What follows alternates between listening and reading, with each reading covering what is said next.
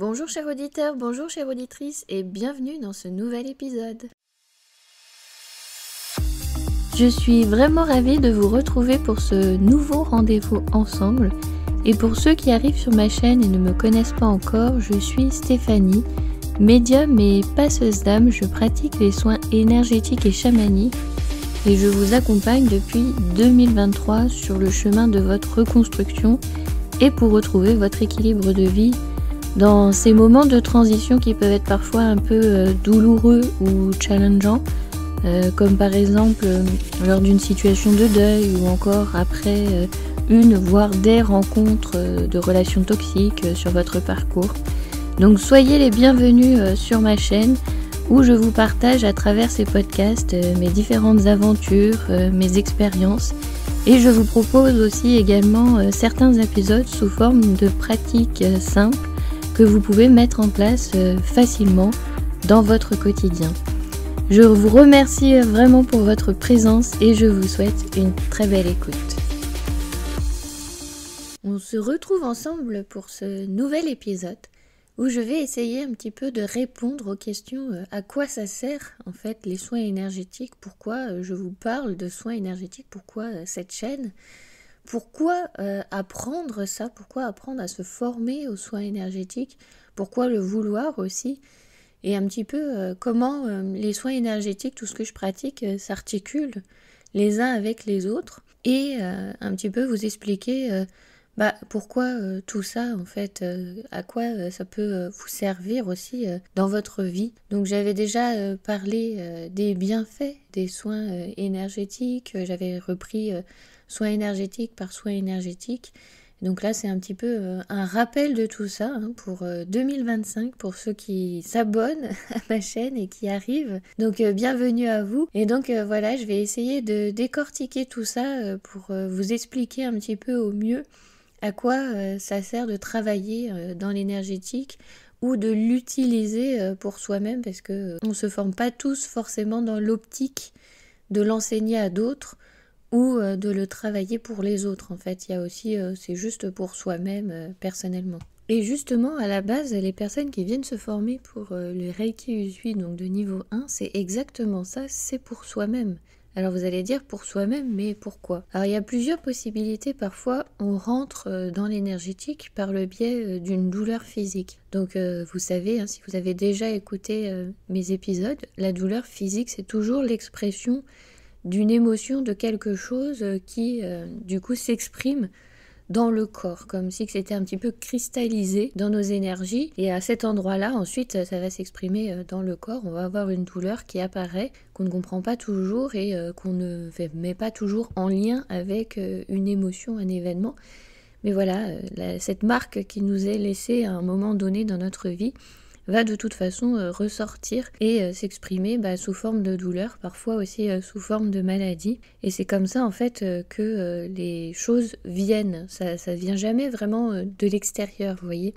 C'est toujours quelque chose qui vient de soi. Donc effectivement, les personnes qui viennent dans le Reiki Usui, souvent c'est pour soulager une douleur ou soulager aussi quelque chose d'émotionnel trop important, comme une dépression, un burn-out. Donc effectivement, il commence d'abord par des séances, ça, c'est comme ça que ça fonctionne. C'est comme ça que généralement les personnes aussi arrivent. Donc c'est vrai que j'accompagne des personnes qui peuvent être en dépression et en burn-out, qui viennent pour sortir de cette situation. Et si vous voulez, c'est un accompagnement qui se fait en plusieurs temps.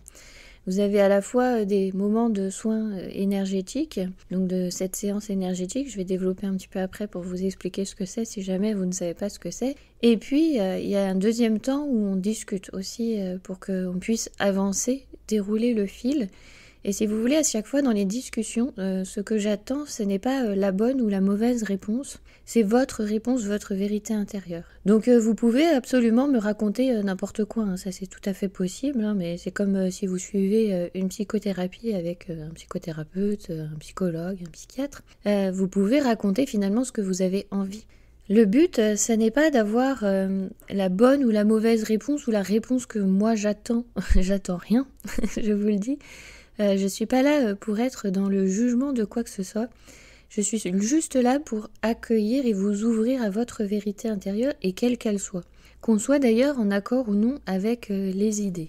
Je vous donne un exemple complètement fictif parce que vous savez bien qu'évidemment je ne partage pas ce que les personnes me partagent. Donc j'invente une situation. Imaginons que vous venez, donc vous êtes soit en dépression, soit en burn-out, et donc vous cherchez un petit peu le fil du pourquoi, du comment, et puis vous me dites, mais non, mais vous vous rendez compte, le travail c'est important, là je peux plus travailler, mais pour moi le travail c'est quand même participer à la société, c'est participer à ce monde parce qu'on vit tous ensemble, les uns avec les autres, et pour moi c'est important de participer à ce monde, à cette société, et à être une pierre de l'édifice. Donc vous voyez, la personne là révèle une partie d'elle-même où pour elle c'est important de faire partie de la société et que donc elle a ces valeurs-là. Mais elle ne peut pas s'en rendre compte si elle ne le verbalise pas. Après, on peut aller creuser pour savoir si ce sont vraiment ses valeurs ou si ce sont des valeurs qu'on lui a transmises et si alors, du coup, elle souhaite les garder ou non. Et donc, quand je vous dis je n'ai pas de jugement de valeur, c'est parce que si vous écoutez mes épisodes, vous avez compris que je trouve que la société fonctionne un petit peu à l'envers. Le fait qu'il y ait des personnes ultra riches et des personnes qui meurent de faim, pour moi, ça n'est pas l'équilibre, ça n'est pas logique, ça n'est pas entendable. Et donner des millions à des personnes qui font du divertissement alors qu'il y a des personnes qui sauvent des vies, on leur donne quasi rien, pour moi, c'est du non-sens. Pour moi, c'est le chaos total. La planète n'est pas en équilibre, on détruit des animaux et tout ça. Donc ça, ce sont mes valeurs internes. Mais si la personne, pour elle, ses valeurs, c'est important d'être bien dans cette société, de pouvoir contribuer, etc., en fait, je ne mets pas de jugement de valeur, je lui fais juste sortir ce qu'elle a à l'intérieur d'elle-même, que je sois d'accord ou non, que je trouve que la société soit utile ou non, que le travail soit utile ou non, ça, en fait, peu importe. On s'en fiche, on n'est pas là pour savoir ce que moi je pense. On est là pour aider en fait la personne d'en face. C'est en ça en fait que je vous dis que je mets pas de jugement de valeur, que vous pouvez en fait tout me partager, parce que le but c'est de sortir en fait tout ce qui ne va pas, tout ce qui vous chiffonne, tout ce qu'il y a à l'intérieur de vous pour qu'on puisse avancer. Donc effectivement, ça demande de la confiance, parce que ça demande de pouvoir s'ouvrir avec le cœur à la personne qui est en face de vous. Donc ça, évidemment, ça se travaille. C'est pourquoi, parfois, je vous dis que les accompagnements, ils vont être un petit peu longs, et que je vous dis qu'il va falloir travailler avec de la patience envers vous-même et de la bienveillance, et on va avancer comme ça, on va cheminer ensemble, main dans la main. Je ne vous laisserai pas tomber. C'est vous en fait qui décidez à quel moment vous souhaitez arrêter tout. Et à tout moment, voilà, vous êtes libre de stopper le processus, etc. C'est vous en fait qui êtes acteur. Moi, je suis là juste pour vous faciliter en fait le travail de ce que vous allez faire, votre introspection, chercher le pourquoi du comment, l'origine de ce problème pour pouvoir le régler. Et alors ce qui est pratique avec les soins énergétiques, c'est qu'on n'est pas obligé aussi de tout conscientiser. Parfois on va peut-être parler de quelque chose qui va vous paraître un peu futile, je sais pas, je prends un autre exemple, vous allez me dire, hier je me suis sentie incapable parce que j'ai renversé ma tasse, tout ça, on va faire un soin énergétique, ça va débloquer le tout et en fait ça vous aura soigné peut-être une blessure de l'enfance ou quelqu'un vous aura dit ou envoyé l'information, quelle que soit la forme, où vous vous êtes senti à ce moment-là inutile et on va soigner ça. On n'est pas obligé en fait de remonter non plus toujours le fil. Ça peut être utile à certains moments de ramener les choses à la conscience, mais pas toujours. Et c'est en ça que les soins énergétiques en fait sont top. Et donc vous pouvez comme ça pouvoir avancer vers du mieux, cheminer en fait, suivre votre propre chemin. Mais les soins énergétiques, si vous voulez, quand on fait une séance, ça vous accompagne, vous êtes dans un cocon, un petit peu dans une bulle. Et comme une fois que vous avez créé en fait ce lien avec la personne qui vous accompagne, donc si vous venez en séance et qu'on crée un lien ensemble, si vous voulez, que vous soyez à distance ou pas, à partir du moment où on a commencé le processus, il y a ce lien qui est créé. En fait, je vous soutiens, je vous accompagne en permanence. Donc non, ça ne me vide pas, je précise, parce que je me place toujours au service d'eux. Je suis en fait un petit peu comme, c'est ce que j'appelais en fait être un canal. C'est que l'énergie ne vient pas de moi, en fait, vous ne me pompez pas moi. Je suis juste là pour vous envoyer, vous couconner en fait dans cette bulle. que vous pouvez aussi apprendre après à construire, en vous formant justement au Reiki. Mais si vous voulez, je vous protège en fait pendant tout ce temps et le processus va se dérouler naturellement au fur et à mesure qu'on va avancer ensemble.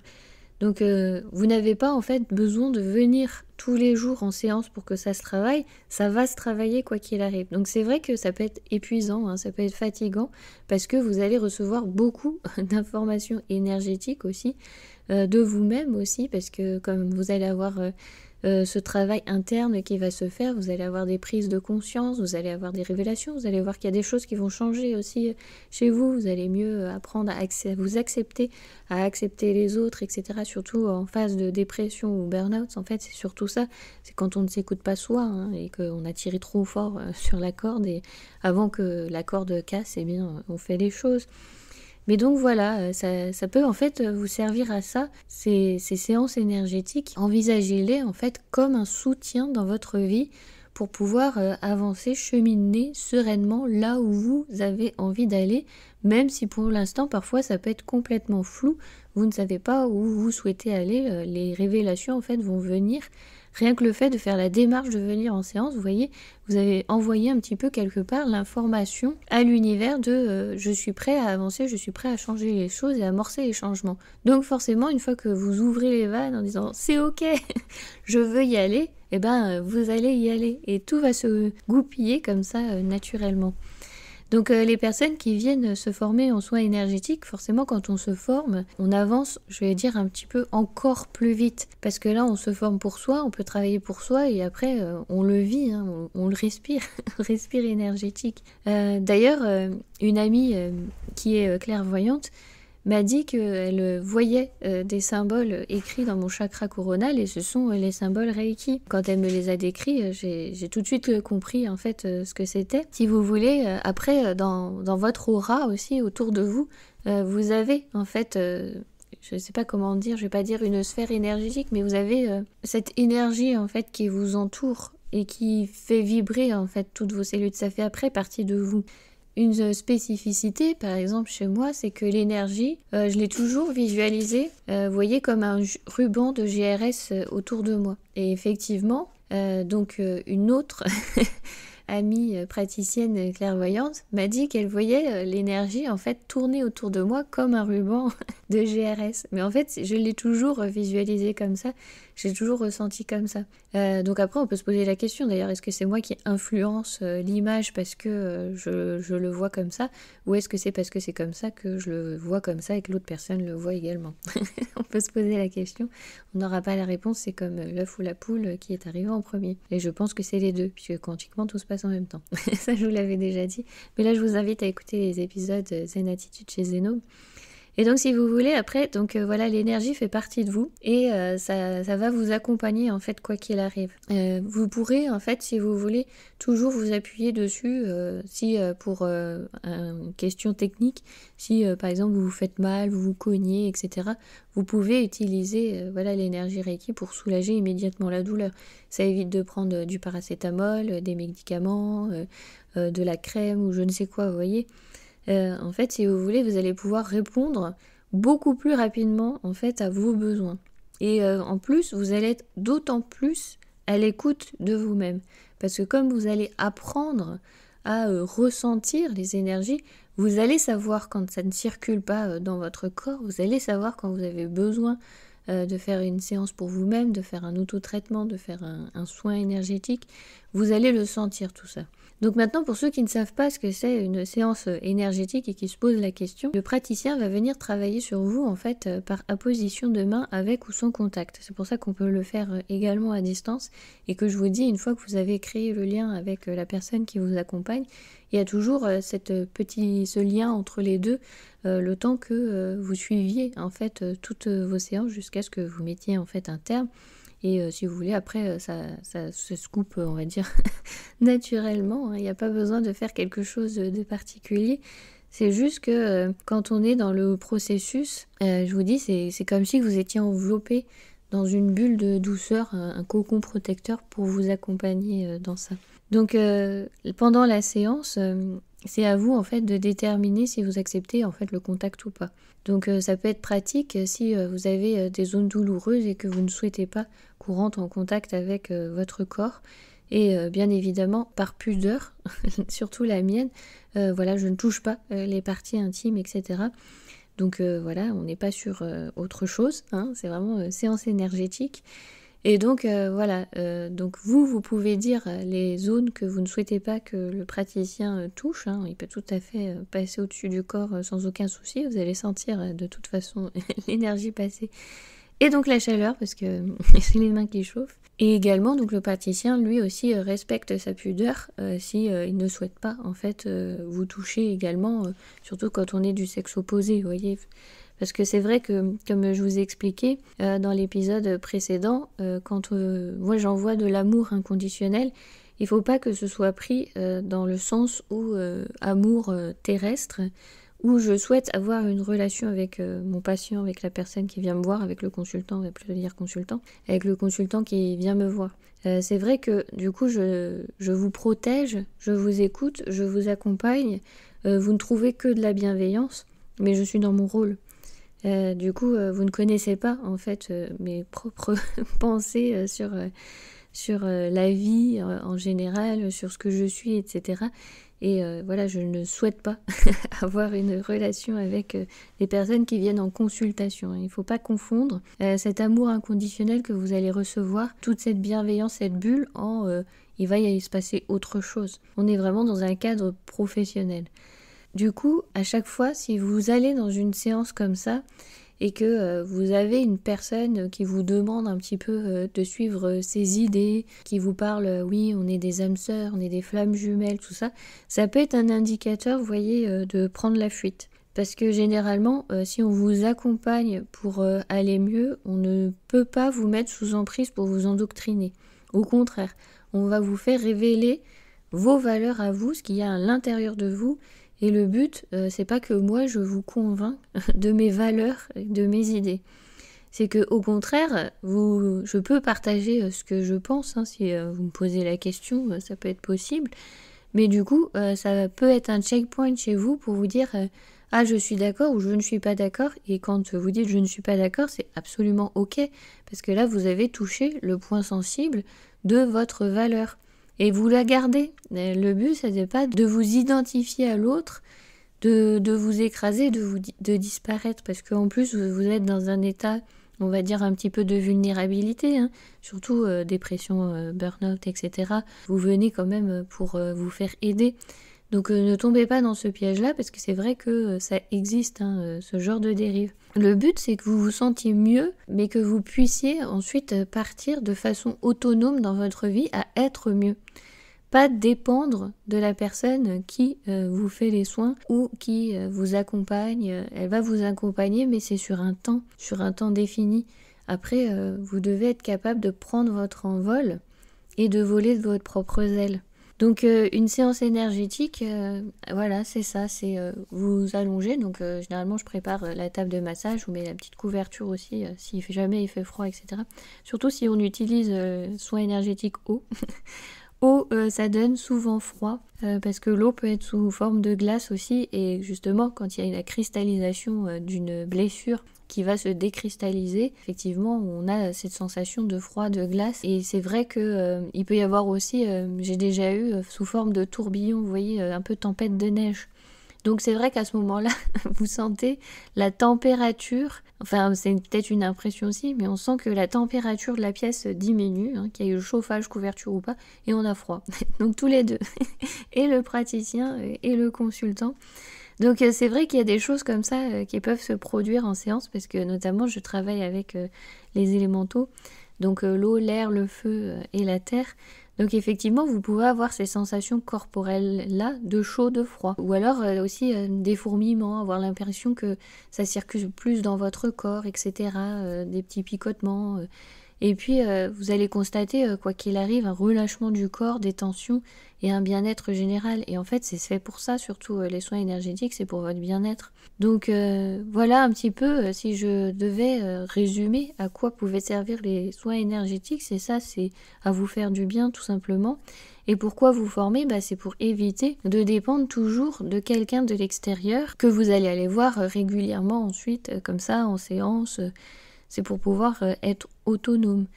Donc c'est vrai que donc je vous ai parlé du Reiki Usui, parce que c'est là où les débutants généralement commencent. Et c'est vrai qu'il y a des personnes qui aiment bien travailler sur un point spécifique. Donc par exemple, une personne qui souhaite travailler pour le deuil, vraiment sur ce soin spécifique de deuil, parce qu'elle est dans son processus de deuil, elle s'aperçoit que c'est assez récurrent, assez redondant dans toutes les situations de sa vie, dans toutes les transitions de vie où c'est assez difficile. Donc dans ces cas-là, elle va se former vraiment spécifiquement que avec Anubis. Vous voyez, vous pouvez aussi avoir cette envie de vous spécialiser sur un point particulier pour vous-même dans votre vie. Même chose, donc je vous parlais du soin eau, si vous souhaitez travailler tout ce côté transgénérationnel, travailler sur les akashas, pouvoir aller vous-même en méditation dans les akashas, pouvoir aller visiter vos akashas, donc c'est les mémoires, c'est vos mémoires à travers l'espace et le temps de vos différentes vies. Donc ça, si vous voulez le faire, moi je vous invite plutôt à le faire de façon autonome. Pas même chose, plutôt que de dépendre de quelqu'un qui va vous dire moi j'ai vu ça dans ta vie, ça, parce qu'effectivement c'est très facile, j'ai envie de dire, quand vous me dites quelque chose, où moi je peux créer n'importe quel lien pour vous dire que dans une autre vie il s'est passé ceci. Je veux dire, on va prendre n'importe quel exemple, n'importe quelle situation. Vous me dites, j'ai une douleur à la cheville gauche qui revient comme ça de façon redondante, je ne sais pas pourquoi. Pourtant, je me suis pas tordu la cheville. Je peux vous dire, je suis allée voir dans vos akashas, oui, effectivement, dans une autre vie, vous étiez un soldat. Sur le champ de bataille, vous avez perdu votre pied, etc. Machin. Je veux dire, c'est hyper facile de vous inventer des histoires comme ça, sur n'importe quelle blessure, sur n'importe quel événement qui se passe actuellement. Et c'est ce que je vois beaucoup comme dérive sur Internet et les réseaux sociaux. Donc c'est vrai que moi, je vous invite plutôt, dans ces cas-là, à vous former et à aller vous-même voir vos propres akashas et interroger et faire vos propres expériences, vos propres voyages et trouver vos propres réponses plutôt que de dépendre d'eux. Mais je vous invite toujours à garder votre discernement aussi et de garder votre pouvoir entre les mains. C'est super important. Et si vous voulez, quand vous vous formez justement à l'énergétique, ça peut vous permettre ça aussi de déceler, d'être plus sensible aussi à ce que les autres vous envoient comme information, si c'est ok ou si c'est pas ok. Vous allez ressentir ce que les autres ressentent. Par exemple, une situation un peu bateau qui m'est arrivée dernièrement. Il y a une personne qui a un crush sur moi. Dès qu'elle m'a regardée, je l'ai senti. Et du coup, je me suis dit, oh là là. Donc, vous voyez, après, vous avez ces subtilités où parfois vous sentez vraiment les choses très fortement de ce qui viennent des autres personnes. Donc tout ça, évidemment, ça se développe. Donc c'est vrai que si vous avez envie de développer vos capacités médiumiques, votre relation à l'invisible, avec les anges, les divinités, tout ce que vous voulez, tout ce que vous croyez, les licornes, les dragons, au hasard. Du coup, c'est vrai que vous formez aux soins énergétiques, si vous voulez, c'est un peu une porte d'entrée qui vous ouvre à tout ça. Et plus vous allez avancer, cheminer, donc je pense au Reiki Usui, quand vous cheminez avec les niveaux, plus vous avancez, et si vous voulez, plus ça s'ouvre et plus vous permettez à l'univers de vous envoyer des informations, de vous envoyer des ressentis, de vous envoyer des encodages, et du coup, vous avancez après avec tout ce flot-là. Donc bien sûr, il faut être un petit peu ouvert à l'invisible. C'est vrai que si vous êtes fermé complètement à l'invisible, le soin énergétique, ça sera juste une séance de détente, comme vous faites une séance de massage, une séance de relaxation, une séance de soins sonores, tout ça, ça va être juste vraiment ce côté relaxant. Ça ne vous fera pas de mal, ça c'est sûr, mais voilà, vous allez en tirer que les bénéfices sur l'instant T. Mais c'est vrai que si vous n'êtes pas ouvert à cette possibilité d'autre chose, il ne se passera pas forcément grand-chose dans l'invisible. Il faut avoir déjà un petit peu cette ouverture d'esprit et cette envie. Donc c'est surtout pour ça en fait, c'est si vous voulez développer encore plus votre sensibilité à l'invisible, à tout ce qui peut y avoir dans l'invisible, à tout ce que vous pouvez envisager ou non dans l'invisible. C'est Arnaud Rioux qui nous rappelait cette phrase, c'est que voilà, le cartésien, lui, ne croit que ce qu'il voit.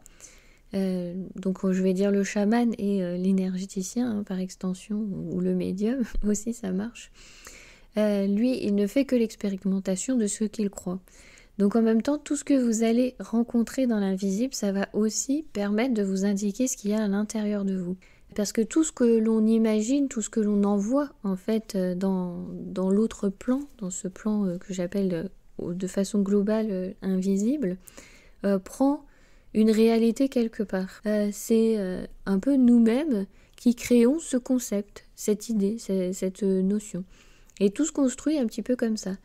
Et c'est vrai que, du coup, dans les lectures de Seth, c'est ce qui nous explique, c'est que quand on passe dans l'autre plan, on le fait naturellement dans les rêves, on est dans l'autre plan, on n'est plus sur sa corporalité. Vous voyez un petit peu comment les informations s'échangent sous forme de messages, d'images, c'est très, très rapide et tout change et il n'y a pas de structure. Donc tout est énergie. Donc il n'y a pas quelque part une structure corporelle, quelque chose qui va pouvoir être touché comme de façon matérielle. Ça, c'est vraiment l'expérimentation qu'on fait ici sur Terre. Et donc dans l'autre plan, on est surtout sur ça, sur de l'énergétique invisible. Je ne sais pas comment mieux vous le définir. Et du coup, vous former aux soins énergétiques, c'est vous rapprocher de cette essence-là, si vous voulez. C'est vous ramener en fait à ce que l'on est vraiment, énergie. Et du coup, vous pouvez l'expérimenter ensuite dans la matière. Sentir l'énergie autour de vous. Un petit peu comme les jeunes Padawan avec la force, si vous êtes des fans de Star Wars aussi. Vous allez sentir tout ça. Donc c'est vrai que oui, souvent je dis, les Padawan, pour ceux qui se forment au Reiki et ensuite les Jedi, et être du bon côté de la force ou du mauvais côté de la force, en fait au final si vous regardez c'est suivant comment on utilise, comment ils utilisent cette force. Si vous voulez c'est un petit peu pareil. L'énergie c'est de l'énergie, ça dépend de comment vous allez l'utiliser et pourquoi. Donc le but évidemment c'est de l'utiliser pour vous faire du bien, dans le niveau 1 de Reiki c'est pour vous faire du bien surtout à vous-même. Vous pouvez même commencer après à travailler sur vos proches, à leur faire une séance sur vos animaux, sur vos plantes, et puis par la suite, ensuite développer tout ça avec le niveau 2, avec les symboles pour pouvoir l'envoyer à distance. Donc c'est vrai qu'on parle beaucoup des symboles, mais faut plus s'attacher au son guérisseur, au Kotodama. Tout ça, je l'explique bien sûr en formation. Et puis ensuite, le niveau maître, encore une fois, vous voyez, c'est pas question de je suis supérieur. Faut l'envisager comme dans la culture japonaise. Maître, c'est avoir une certaine maîtrise. Et vous voyez, je pense que justement, on se forme au niveau 3, encore une fois pour soi-même. Autant le niveau 2, c'est pour l'envoyer à distance, on a plutôt envie de partager aux autres, parce que si on veut l'envoyer à distance, c'est plutôt pour l'envoyer au monde, aux proches, mais du coup qui sont loin géographiquement. Et si vous voulez, le niveau 3, moi je le vois comme approfondir pour soi-même, pour son cheminement personnel. Et puis le niveau 4, là, il est plutôt tourné encore une fois vers les autres, parce que là c'est le côté enseignant, c'est plutôt donner aux autres et transmettre. On est plutôt dans cette optique-là. Donc je vous ai parlé du Reiki Usui parce que c'est vrai que c'est surtout par là que les débutants rentrent en énergétique avec moi. C'est vrai que je vous demande d'avoir quand même un panel énergétique avant de vous former aux soins avec Isis et Anubis. Je ne pense pas que ce soit forcément évident si vous n'avez pas déjà une certaine connaissance des énergies et des ressentis que ça peut avoir de rentrer directement par ce biais-là. Mais bon, après, ça, c'est ce que moi je pense. Vous pouvez tout à fait vous trouver quelqu'un qui vous forme en énergétique sur ça, comme ça, de façon spontanée, sans chercher un petit peu à savoir si vous avez déjà des connaissances ou non. Parce que c'est vrai qu'on ne vous redonne pas les bases. Et c'est vrai que dans le Reiki Usui, j'ai eu la chance d'avoir une enseignante qui m'a transmis vraiment beaucoup de bases, beaucoup de choses pour consolider, si vous voulez, mes fondations en énergétique. Ce qui fait qu'effectivement, je suis sûre de moi, parce que j'ai vraiment de très bonnes fondations en énergétique. Je pense que mon château de cartes se serait écroulé, si vous voulez. J'ai vraiment ressenti ça avec l'enseignement du Reiki Usui. Et ce qui fait que avoir des fondations comme ça solides, des bases solides et fortes, ça permet d'aller encore plus loin. C'est pour ça que je m'oriente vers le chamanisme, parce que forcément, j'ai des bases solides, j'ai une consolidation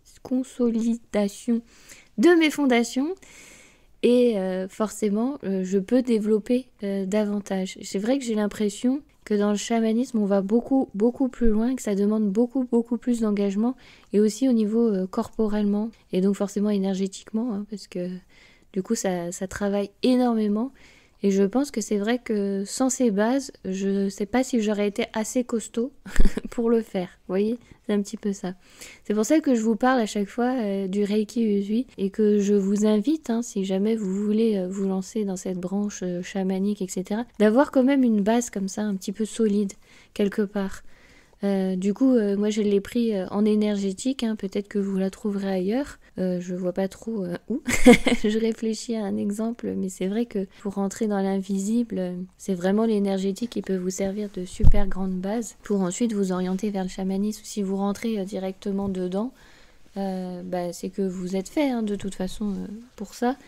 Mais c'est vrai que ça va être peut-être à vous de consolider du coup vos bases et d'avoir vraiment un très bon enseignant qui vous transmet son savoir chamanique de façon sur une longue durée. Vous voyez, ça va être beaucoup plus long que si on passe... parce qu'au final, si vous regardez, ça va être la même chose en énergétique. J'ai commencé en 2017. Le chamanisme, vraiment, j'ai commencé à le travailler très sérieusement 2019, on va dire, 2020. Et là, vraiment, j'approfondis davantage encore là, en ce moment. Donc c'est vrai que, vous voyez, ça prend quand même des années. Il ne faut pas envisager, j'ai fait les choses, je ne fais plus et ça va se développer. Non, il va falloir continuer de le travailler. C'est vrai que ça demande un engagement, hein, du coup. Si vous vous lancez en énergétique, ça demande un engagement aussi envers vous-même avec une certaine régularité. Donc régularité, ça ne veut pas dire de faire tous les jours, mais de le travailler de temps en temps, quand vous êtes à l'écoute de vous-même, quand vous avez le temps, quand vous en sentez le besoin. Vous voyez, d'être ouvert à ça pour pouvoir avancer et progresser pour vous-même. Parce que le but, c'est ça, en fait, c'est de vous rendre autonome pour pouvoir avancer vous-même. Si ça ne vous intéresse pas de vous former en énergétique, c'est vrai que de trouver le bon accompagnant comme ça, qui peut vous faire des séances de soins et vous faire avancer, réfléchir sur votre chemin, sur votre parcours, vous accompagner, c'est chouette, c'est top, ça peut vous débloquer pas mal de situations. Quand on me demande souvent, avec le Reiki, tu peux faire quoi? Je réponds souvent, tout. Parce que c'est vrai, je trouve qu'il n'y a pas de limite en énergétique, hein, comme en chamanisme d'ailleurs, mais si vous voyez, dans l'invisible, il n'y a pas de limite. C'est pour ça, c'est très difficile de trouver une spécificité, une spécification dedans, parce qu'on peut aider tout le monde. Ah pardon, j'ai ma chienne qui est en train de faire des bêtises sur le bureau, parce que je l'ai prise sur mes genoux, vu qu'elle aboyait.